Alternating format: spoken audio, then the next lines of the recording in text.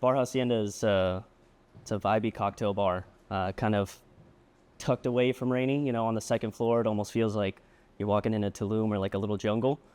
Just want to serve you a tasty cocktail and have a good time with you. So originally when we opened Bar Hacienda, we were downtown, and we were more of like speakeasy. You had to go downstairs and kind of find us. So we had the opportunity to move over here, took the chance, and now we're kind of immersing ourselves here in Rainey and trying to have a good time with everyone else. I started in hospitality when I was 16. I think, like a lot of other people, kind of fell in love with the money first. And then once I started getting more into it, making cocktails, that's kind of where the passion came in.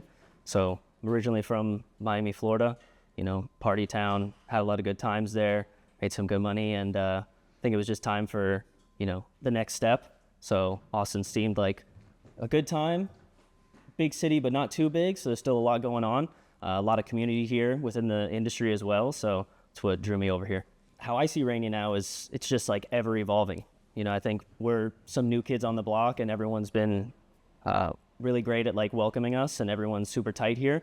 I mean, the Modern Bar just opened like 3 weeks ago. So, I think it's just up and up now. A lot of people are saying this is like the Rainey Renaissance, that it's coming back. So we're happy to be a part of it. So for me, getting involved is, popping into other people's bars, saying what's up, having a little drink or two, or, hanging out when it's the off time, having a coffee with someone, a little lunch, and picking their brains on, how they operate, or, what they're doing on their days off, stuff like that. So I think key lessons from bartender to GM that I always try and keep in mind are, not just giving your guests kind of the best service, or bringing all that hospitality to your staff as well. Trying to be, the best leader I can be throughout the entire space. So I think trends right now that we're keeping on top of is guest bartending shifts. We're popping around, having a good time with other people. We're bringing them to our bar as well. It's great because you can connect with people that you wouldn't kind of have the chance to before unless you were in that city.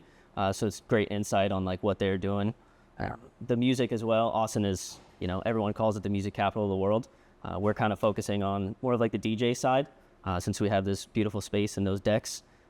Activating the space, getting some, R&B DJs, a little like Latin house, Afro beats, all that kind of stuff, but always switching it up. Bartenders are trying to grow in 2026. I think in general, like it's always been, you just got to keep learning. Study your spirits, learn how to make cocktails, learn how to be more efficient behind the bar. Don't ever think that you're, at the top. There's always something to learn for everyone in this industry. Managers who have been thrust into leadership, that was kind of me in this situation.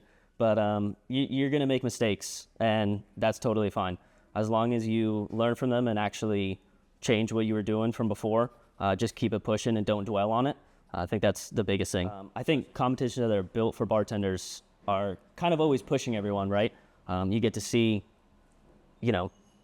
different techniques or some way that you could have done something differently, and it kind of pushes everyone to like keep on advancing. Yeah, my thoughts for Speed Railz, at least like me personally, I'm just excited to get a lot of people from the industry here. I'm still kind of new to town. I've been here for a year. So there's probably a lot of people in town that I haven't met yet, and I'm looking forward to kind of connecting with them and showing them our space and, bringing hospitality to everyone in the city.